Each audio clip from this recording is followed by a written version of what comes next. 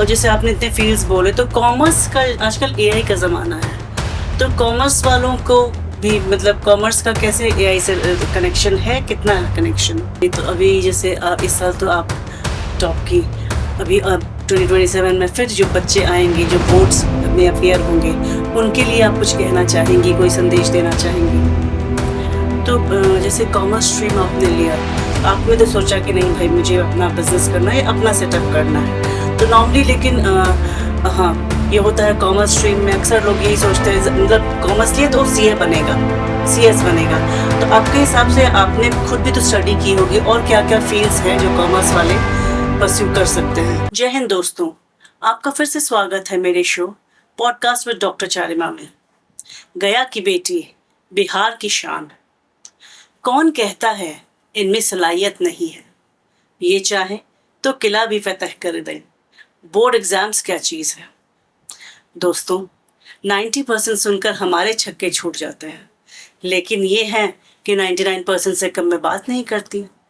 तो हमने सोचा कि आज आपको ऐसे ही एक मेहमान से मिलवाएं जिन्होंने गया का नाम नेशनल हेडलाइंस पे ले आया।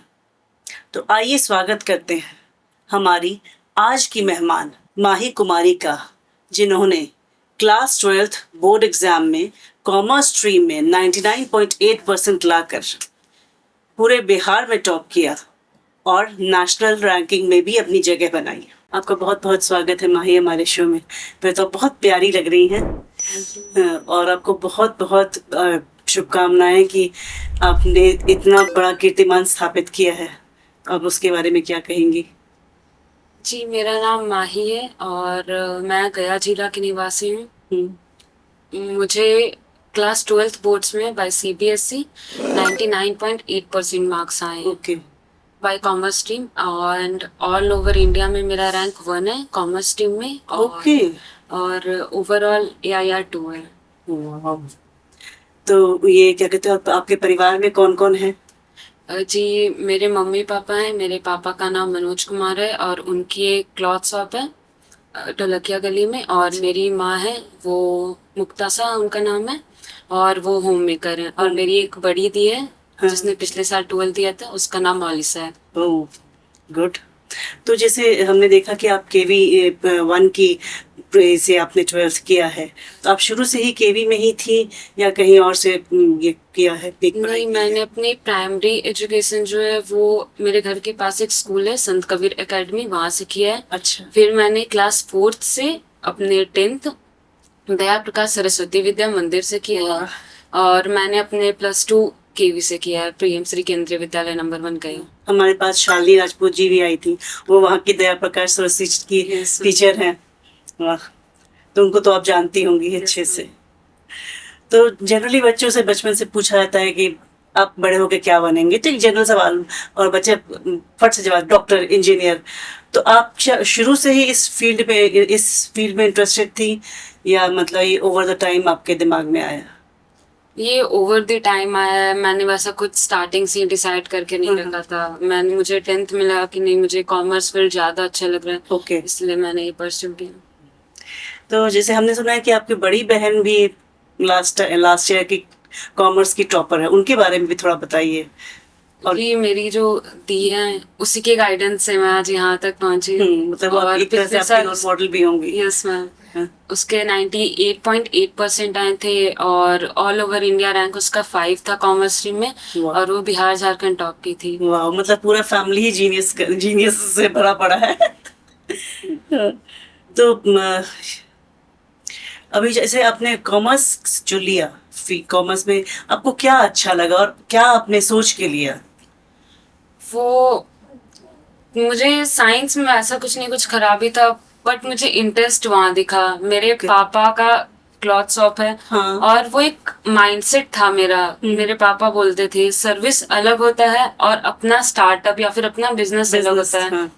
तुम सर्विस प्रोवाइड करने वाली बनो। इसलिए मुझे लगा मैं कॉमर्स फील्ड से उधर साइड कुछ कर सकती हूँ, या फिर मैं अपना बेस्ट दे सकती हूँ कॉमर्स फील्ड में। इसीलिए फिर तुमने कॉमर्स लिया। ग्रेट। मतलब बेसिकली पापा ने गाइड किया आपको कहीं ना कहीं, तो इसमें किसका श्रेय पापा को भी जाता है? पापा को भी, और फिर दीदी भी पढ़ रही थी। तो मम्मी को नहीं जाता? मम्मी को भी जाता है, मम्मी को भी मम्मी के जाता बिना है। हम लोग तब कहाँ मम्मी कुछ। के बिना तो कुछ नहीं है। मैं ज्यादा बोलूंगी, मैं भी मदर हूँ इसीलिए। तो जैसे आप स्कूल से पढ़ रही थी, इतना अच्छा परसेंटेज आया आपका, तो इसमें कहीं ना कहीं आपके शिक्षकों का भी रोल रहा होगा, तो उन्होंने कैसे हेल्प की? यस मैम, मैंने जो भी किया है मतलब सेल्फ स्टडी से किया है, मैं किसी कोचिंग में नहीं। तो मैं अपना 100% जो कंट्रीब्यूशन, जो मुझे ये मार्क्स आए हैं, मैं अपने टीचर्स को ही दूंगी, क्योंकि मैं स्कूल जाती थी। हमारी जो कॉमर्स की जो फैकल्टी थी वो लीव पे थी उस टाइम, अच्छा। पूरे 12th में, ओके। हाफ में, लगभग अगस्त से। तो फिर वो बोलती थी कि कुछ भी क्वेश्चन हो तो मुझसे ऑनलाइन पूछ लो। अच्छा। मैंने कोई भी क्वेश्चन पूछा है, मैं एग्जाम से एक दिन पहले भी मैंने क्वेश्चन पूछा है उनसे, वो मुझे बता देती थी। और भी बाकी जो टीचर्स थे, उनका नाम आरती भोकर है मैम है, और मेरी जो इंग्लिश जो पढ़ाती थी उनका नाम प्रज्ञा मैम है, और मुझे इकोनॉमिक्स AK पाठक सर पढ़ाते थे, और आईपी के लिए सुरभि मैम थी, और एक पहले आईपी के टीचर थे नारेंद्र सर, उन्होंने भी मुझे बहुत हेल्प किया है। तो सबका एक कंट्रीब्यूशन था, जिसके कारण से मैं, और मुझे जहाँ डाउट होता था या फिर जो भी होता था, फिर दी रहती थी कि हाँ बता दो। तो थी वो गाइडेंस भी फैक्टर। मतलब वो BHU में पढ़ रही है, मतलब वो भी ऑनलाइन ही मुझे सपोर्ट करती ओके, थी। ऑनलाइन पूरा उनको तुमको सब कुछ समझाती रहती थी। तो आपको, जैसे आपने पढ़ाई की, तो आपको क्या लगता है कि बेसिक्स कितना इम्पोर्टेंट है? बेसिक्स मुझे मतलब मैंने 11th पे बहुत ध्यान दिया था पढ़ाई में, बट वो बात थी कि मैं को करिकुलर को छोड़ती नहीं थी। साथ साथ में वो, क्योंकि 11th में वैसा कुछ खास पढ़ना नहीं रहता है। आप 10th पढ़ के निकले हो, आपके पास वो बीच में 2 मंथ का गैप रहता है रिजल्ट और एडमिशन के बीच में। मैं उसमें थोड़ा बहुत पढ़ी थी, बाकी मैंने साल भर पढ़ाई की थी। और केवी में बहुत सारे टेस्ट होते हैं, आप मंथली ले लो या फिर प्री बोर्ड ले लो, या फिर ऐसे बहुत सारे एग्जाम होते हैं जिससे आपका बेस स्ट्रांग खुद ब खुद हो जाता है। मुझे 11th में 98% आए थे। ग्रेट। तो फिर उसी से मैं ये बोलूंगी जरूर कि 11th बहुत इंपॉर्टेंट है, क्योंकि 11th में आपको वो मिलेगा कि आपको पढ़ते रहना है, वो कंसिस्टेंसी, हार्ड वर्क करने का आपको वहीं से मोटिवेशन मिलेगा, जो आपको 12th में काम देता है। तो आप सिर्फ पढ़ती ही रहती थी या एक्स्ट्रा करिकुलर एक्टिविटीज में भी नहीं, इंटरेस्टेड मैं थी? सिर्फ नहीं पढ़ती रहती थी, मुझे एक्स्ट्रा करिकुलर का भी बहुत वो शौक था। मैं एंकरिंग करती थी। ओके। बहुत सारे जो इवेंट होते हैं केवी में, उसमें मैंने एंकरिंग किया है। ग्रेट। मैंने फेयरवेल में भी एंकरिंग किया है, डांस किया है। मुझे चेस खेलने का शौक था, तो मैं अच्छा। 12th के स्टार्टिंग में मैं रीजनल लेवल पे गई थी चेस में। तो वही, मैं सिर्फ पढ़ाई में नहीं थी, पर हाँ ये था कि पढ़ाई करना है तो फोकस के साथ करना। मतलब आप चेस भी खेलती? चेस भी कहते हैं कि इंटेलिजेंट लोगों का ही गेम है, तो गेम भी आप ऐसे ही चुनती हैं। तो जैसे एक रफ डेटा है कि इस बार 12th में करीब अराउंड 18 लाख बच्चे अपीयर हुए, उसमें आप कह रही कि आपका ऑल इंडिया रैंक 2 था, तो जो कि बहुत ही बड़ी उपलब्धि है। तो ये कभी कभी नहीं लगता कि यस, मतलब क्या फीलिंग आती है आपको? मैंने हार्ड वर्क किया था, उससे मुझे उम्मीद था कि हाँ 95+ आएगा, अच्छा मार्क्स आएगा। पर ये जो 99.8 है, ये कुछ लक भी है, कुछ डेस्टिनी भी है, कुछ कर्मा है, और मम्मी पापा का आशीर्वाद, सब बड़ों का आशीर्वाद, और भगवान का। हाँ, सही बात है। तो मतलब कहीं ना कहीं आप मानती हैं कि लक फैक्टर भी होता है? हाँ जरूर होता है। तो जब प्रिपरेशन स्टार्ट किया आपने, तो कोई लक्ष्य आपने आगे रखा था क्या? सोच के मतलब क्या करके आपने पढ़ाई स्टार्ट किया? मैंने जब पढ़ाई स्टार्ट किया था 12th का, तो मुझे बस इतना था कि मुझे अपना बेस्ट देना है। मैं अपने तरफ से कुछ नहीं छोड़ना चाहती कि मैं बाद में रिग्रेट करूं कि काश मैंने वो पढ़ लिया होता, वो और कर लिया होता। तो मैं अपना 100% बस देना चाहती थी। वही फिर धीरे धीरे स्टार्टिंग में वो रहा मोटिवेशन, फिर बीच में पॉइंट ऑफ टाइम आता है जब फिर पढ़ने में मन नहीं लगता है। पर उस टाइम पे ही हम मेन जो काम करता है कि मम्मी पापा का जो सपोर्ट रहता है, आपके फैमिली से जो आपको सपोर्ट मिलता है, और वो जो गाइडेंस मिलता है, उसी से फिर अगर आप कंसिस्टेंसी के साथ पढ़ाई कर रहे हो तभी हो पाएगा। वो smart work, hard work mix करके आप करिएगा तो 100% आप अपना दे पाइएगा।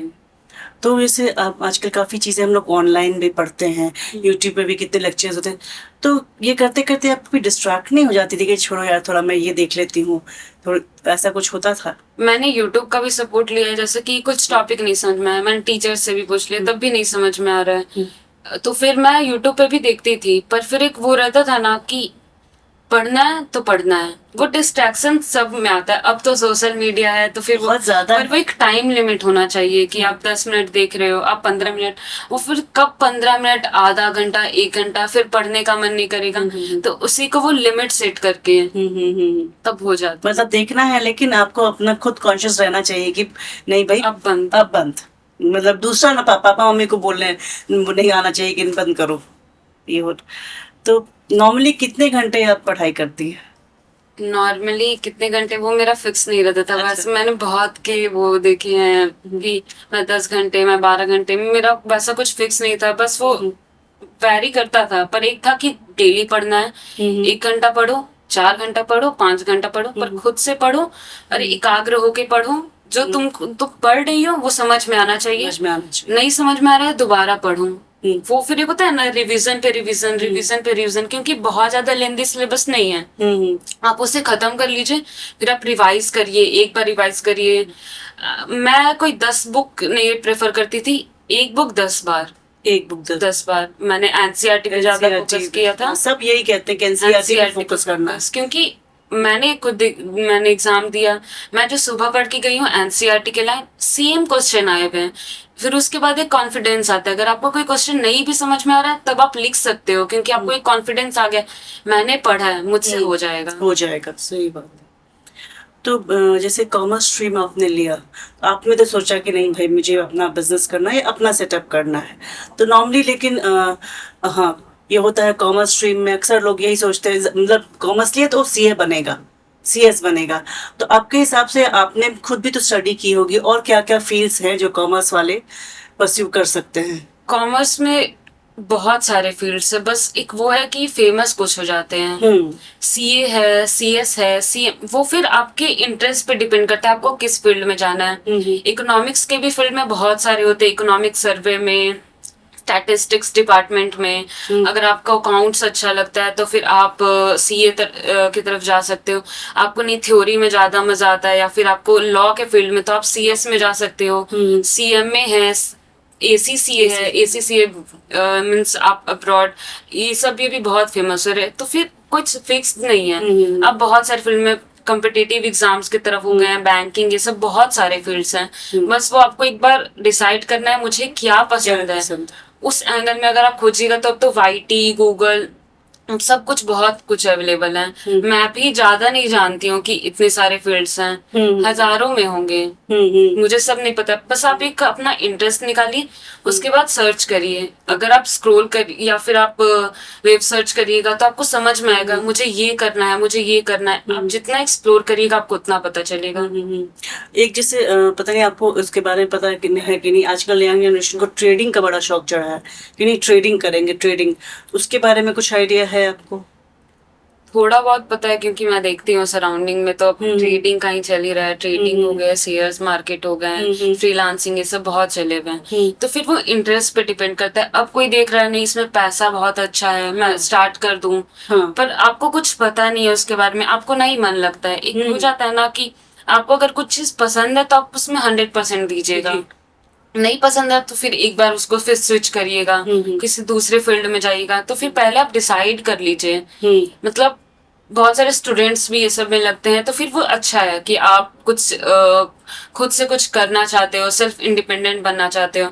पर फिर आप देख लीजिए, अगर आपको उसमें अच्छा लगता है तो फिर उसके तरफ जाइए। पर आप बस अगल बगल देख के, दूसरों को देख के उसमें फिर नहीं जाना चाहिए। और नहीं, अगर जाना भी है तो उसके लिए पहले थोड़ा स्टडी कीजिए। कुछ मैंने जब सुना है कि कोर्सेज भी आते हैं उसके लिए, तो प्रॉपर कोर्सेज करके उस चीज का नॉलेज लेके फिर आगे बढ़िए, नहीं तो फिर आप अपनी मुंह की खाएंगे। तो जैसे आपने इतने फील्ड्स बोले, तो कॉमर्स का आजकल एआई का जमाना है, तो कॉमर्स वालों को भी मतलब कॉमर्स का कैसे एआई से कनेक्शन है, कितना कनेक्शन है? वैसे तो बैंकिंग में जा रहे हैं आप, तो बैंकिंग में तो भी एआई का काम आएगा ही। एआई जो है वो मेनली जो है वो साइंस के फील्ड वाले एआई बना देते हैं या फिर कुछ भी बना दिए। उसका यूज तो मेन कॉमर्स फील्ड में ही आ रहा है। मेन जो उसका यूज है वो कॉमर्स में ही। तो कॉमर्स के लिए भी एआई बहुत इंपॉर्टेंट है। अगर आपको पता है तो आप अपने फील्ड में और आगे जा सकते हैं with the use of AI. बस ये हो जाता है आप उसको राइट डायरेक्शन यूज करिए और सही यूज करिए उसका। मतलब मुझे मेरा 12th में आईपी था, इंफॉर्मेटिक्स प्रैक्टिसेस, तो उसके फील्ड में भी बहुत आगे बढ़ सकते हैं और बहुत कुछ कर सकते हैं, क्योंकि अभी एआई के बिना कुछ नहीं है। वही अगर उसको हम लोग सही और सही अमाउंट में यूज, सिर्फ सब कुछ में एआई नहीं, थोड़ा थोड़ा उसका हेल्प से हम लोग आगे बहुत अच्छे तरीके से बढ़ सकते हैं। तो अभी जैसे अभी पिछले दिनों थोड़ा सा न्यूज में सीबीएसई के मार्किंग सिस्टम पे भी थोड़ा सा क्वेश्चन उठा, सवाल उठा के रहा ओएसएम सिस्टम जो है, इसके बारे में थोड़ा कुछ आप बताना चाहेंगे? ओएसएम पे मैंने भी अपने फ्रेंड्स का देखा है और भी मैं देख रही हूँ, कुछ थोड़ा बहुत टोटलिंग मिस्टेक या फिर वो हुए हैं, जिसमें बहुत ज्यादा बच्चों को प्रॉब्लम्स आ रहे हैं। जैसे कि किसी के एक्सपेक्टेड मार्क्स 90 प्लस थे, हाँ, उनके 80 आ रखे हैं। वही तो वही वही बच्चे इतने तो खराब नहीं परफॉर्म करते हैं, कुछ गड़बड़ हुआ है। हाँ, पर फिर कुछ एक बात वो हो जाता है ना, जब आपको स्क्रीन पे कॉपी मिल रहा है किसी बच्चे का, तो वो पढ़ के चेक करना थोड़ा डिफिकल्ट होता है। ये हम लोग पे ही शायद एक्सपेरिमेंट हुआ है, हम लोग के टाइम में स्टार्ट हुआ है। तो अभी स्टार्टिंग में तो टीचर्स को भी प्रॉब्लम होंगे, ना ही इसमें टीचर्स की गलती है ना ही स्टूडेंट्स की गलती है। वो एक सिस्टम अडेप्ट करने में थोड़ा टाइम लगेगा। वो हम लोग का कभी ना कभी तो स्टार्ट होना ही था, और फिर इससे शायद आगे चल के सीबीएसई और स्मूथ करे सिस्टम को और बढ़िया से करे, तो शायद ये सही हो जाए। पर अभी जो है वो बच्चों को थोड़े प्रॉब्लम्स हुए हैं और थोड़े वो सिस्टम में थोड़ी दिक्कत है। और मार्किंग का भी इशू है, जैसे बहुत बच्चे जैसे आपने बोला कि एक्सपेक्टेड मार्क्स था 90 प्लस, आता है 80 प्लस, तो और डर के मारे कई बार ना जैसे बच्चे इसरार भी करते हैं कि प्लीज हमें रीचेकिंग के लिए, रीटोटलिंग के लिए डालने दीजिए, लेकिन कई बार पेरेंट्स डर जाते हैं कि नहीं मतलब और कम हो जाएगा, तो ये भी कभी कभी, तो ये क्या डरना चाहिए नहीं, आप बच्चों पे विश्वास करना चाहिए? ये डर की बात नहीं है। हाँ। अब तो और वो फी में भी थोड़े कट ऑफ किए हैं सीबीएसई ने, 125, वो तो फिर मिनिमल आ गए हैं कि अफोर्ड कर सकते हैं। 3 स्टेप में होते हैं, पहले आप कॉपी के पीडीएफ निकलवा लीजिए, तो फिर अगर दिख रहा है आपको मार्क्स बढ़ रहे हैं, तो फिर क्यों नहीं दें हम आगे। ओके। मार्क्स मैटर्स, पर ऐसा नहीं कि पूरा लाइफ ही मार्क्स है, पर अगर बढ़ रहे हैं तो हम क्यों छोड़ें। क्यों छोड़े? तो फिर पेरेंट्स को समझना चाहिए, अगर बच्चे बोल रहे हैं तो फिर थोड़ा उनमें भी कॉन्फिडेंस दिखाना चाहिए और रीचेकिंग के लिए डालना चाहिए। ओके। मार्क्स बढ़ेंगे, घटने का वैसे कोई बात नहीं होता है, क्योंकि जो भी कॉपी चेक होता है टीचर्स तो बिना मतलब के तो मार्क्स नहीं देंगे, तो मार्क्स कटेंगे कहाँ से। सही बात। तो एक चीज है कि जैसे आप भी एक लड़की है, मैं भी एक औरत हूँ, और लड़कियां आज के डेट में हर फील्ड में आगे हैं, कोई भी फील्ड कमी नहीं। लेकिन एक चीज मैंने अभी पिछले दिनों काफी न्यूज में भी रह रहा था, तो आपने भी देखा होगा, जैसे सेंट स्टीफेंस कॉलेज की पहली वुमेन्स प्रिंसिपल बनी है, प्रोफेसर क्या है, सुजन एलियास, जो कि फर्स्ट फीमेल प्रिंसिपल है। बहुत सारे कॉलेजेस हैं, जैसे पटना के का एएन कॉलेज है, मतलब उसमें भी कभी हमेशा मेल टीचर्स ही रहे। पिछले साल पहली बार बनी प्रोफेसर रेखा रानी, और अभी बनी है प्रोफेसर रत्ना अमृत हैं। तो इसके बारे में मतलब कुछ थोड़ा सा आपको अलग, क्योंकि कई इंस्टीट्यूशंस हैं जो कम्प्लीटली लेडीज ही रन करती हैं, जिसके ज़्यादातर कॉन्वेंट्स हैं जो कि लेडीज ही रन करती हैं। तो इसके बारे में कुछ कहेंगी आप कि ऐसा क्यों है? कहीं ना कहीं मेल डोमिनेशन अभी भी आता है। वो कहीं ना कहीं अभी दिख रहा है, क्योंकि हाँ, फीमेल आगे आगे बढ़ रही है हर एक फील्ड में, हर क्योंकि फील्ड में कुछ ही फीमेल को आगे बढ़ने दिया जा रहा है। बाकी जो मिडिल वाली होती है, एवरेज नहीं, छोड़ दो, पढ़ाई मत करो, या फिर ऐसे बहुत सारे रीजन में अभी भी है। पर वो एक धीरे धीरे मॉडर्न माइंडसेट आ रहा है, पर उसमें अभी बहुत टाइम लग रहा है। तो इसीलिए टीचर्स या फिर कहीं के प्रोफेसर, हाई रैंक जो है ना, अभी भी मेल्स ऑक्यूपाई किए हुए हैं। उसको फीमेल को ऑक्यूपाई करने के लिए बहुत टाइम लग रहा है। उसको अगर कम करना है तो खुद फीमेल को एक जुट होना पड़ेगा, हम लोग को सपोर्ट करना पड़ेगा। बहुत सारी फीमेल्स में ही नहीं वो ऐसे कर रही है, तो फिर हम लोग को एक ग्रुप बनाना पड़ेगा, तभी हम लोग आगे बढ़ पाएंगे। अगर हम लोग नहीं रहेंगे, अरे वो नहीं कर रही है हम क्या कर लेंगे, उसमें तो फिर नहीं हो पाएगा ना। हम लोग को एक ग्रुप बनाना पड़ेगा, हम लोग को बाकी से भी सपोर्ट चाहिए होगा, तो फिर हम लोग एक ग्रुप के साथ वो आगे बढ़ सकते हैं। और फिर हम लोग का डेडिकेशन डिसाइड करता है कि हम लोग किस पोजीशन तक जा सकते हैं। वो एक पॉइंट आ जाता है जब मेल को प्रेफर कर दिया जाता है फीमेल से। पर अभी हम लोग जैसे सब फील्ड में देख सकते हैं, मोस्ट ऑफ जो है वो फीमेल है। हमारे स्कूल की जो 3 टॉपर्स हैं वो तीनों हम लोग लड़की ही हैं। लड़की। ये तो अभी जैसे इस साल तो आप टॉप की, अभी 2027 में फिर जो बच्चे आएंगे, जो बोर्ड्स में अपियर होंगे, उनके लिए आप कुछ कहना चाहेंगी, कोई संदेश देना चाहेंगी? कुछ संदेश तो फिर वही है कि बहुत सारे बच्चे कोचिंग ये सब भी जाते हैं, हाँ जाओ, क्योंकि जरूरी नहीं है तुम अकेले रह के ही पूरा पढ़ाई कर लो। हाँ। कोई अगर गाइड करने वाला नहीं है तो हेल्प लेना पड़ेगा। पर एक वही हो जाता है, अगर तुम कोचिंग भी जा रहे हो, तुम किसी का बैच लिए हो या फिर तुम स्कूल से भी आ रहे हो पढ़ के, कम से कम 1 घंटा खुद से दो। जो तुम पढ़े हो, जरूरी नहीं है तुम कुछ नया पढ़ो, जो पढ़े उसको रिवाइज करो और एक सही स्ट्रैटेजी का यूज करो कि तुमको 12th करना है तो तुमको क्या। बहुत सारे बच्चे कुछ सब्जेक्ट पे ज्यादा फोकस करते हैं, कुछ सब्जेक्ट पे कम फोकस करते हैं, और फिर ये मुझे सब्जेक्ट पसंद आ रहा है इसी को पढ़ते हैं, वो वीक को छोड़ देते हैं और वो फिर वीक बनते जाता है। इस वाले सब्जेक्ट का तो ऐसे जा रहा है, पर जो दूसरा था वो नीचे ही जाए जा रहा है, तो इसी से हो जाता है। और फिर मैंने और मेरी दीदी ने मिलके एक चैनल शुरू किया है, रैंकर्स लोडिंग। ओके। उसमें हम लोग जो भी हम लोग से हो सके हम लोग अपना कंटेंट प्रोवाइड करेंगे। हमारे जो नोट्स हैं, पीडीएफ्स हैं, वो हम प्रोवाइड करेंगे, और अगर गाइडेंस चाहिए होगा तो फिर वो हम देंगे। Oh great, wow. तो बहुत ही अच्छा लगा आपसे मिलके माही। तो बहुत बहुत शुभकामनाएं आपको, आपके फ्यूचर के लिए। All the best. हमें बहुत अच्छा लगा आपसे मिलके, आपने बहुत सी अच्छी बातें की। Thank you so much. दोस्तों, अगर आपको आज का शो मेरा पसंद आया तो प्लीज़ लाइक, शेयर और सब्सक्राइब ज़रूर कीजिएगा।